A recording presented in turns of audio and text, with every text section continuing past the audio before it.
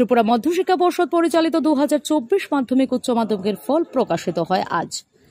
ত্রিপুরা মধ্যশিক্ষা পর্ষদ পরিচালিত 2024 সালের উচ্চ মাধ্যমিক মাদ্রাসা ফাজিল ও মাদ্রাসা আলিমের ফলাফল শুক্রবার প্রকাশিত হল।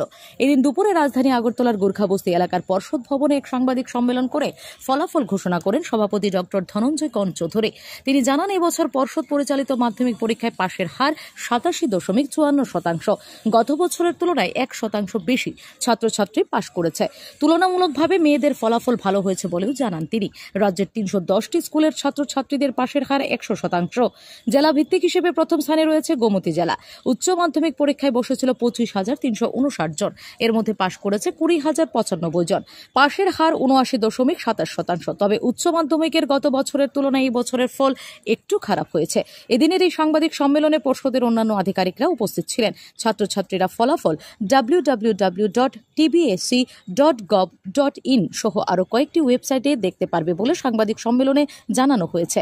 পরীক্ষা থেকে শুরু করে ফল প্রকাশ প্রক্রিয়া পর্যন্ত সবকিছু সুষ্ঠু ও সুন্দরভাবে সম্পূর্ণ করার জন্য বিভিন্ন স্কুলের শিক্ষক শিক্ষিকা, পুলিশ প্রশাসন, বিদ্যুৎ দপ্তর সহ অন্যান্য সকলের সহযোগিতার জন্য ধন্যবাদ জ্ঞাপন করেন।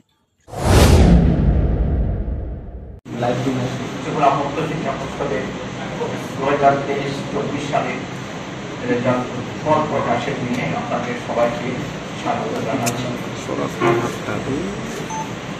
ফাইনাল রেজাল্ট ঘোষণা করার আগে আপনাদের সবার সামনে আমি 2 মিনিট সময় নিয়ে দুটো বিষয়ে একটু বলতে চাই। প্রথমত, আজকে 24শে মে আমরা পরীক্ষার ফল রেজাল্ট ঘোষণা করছি।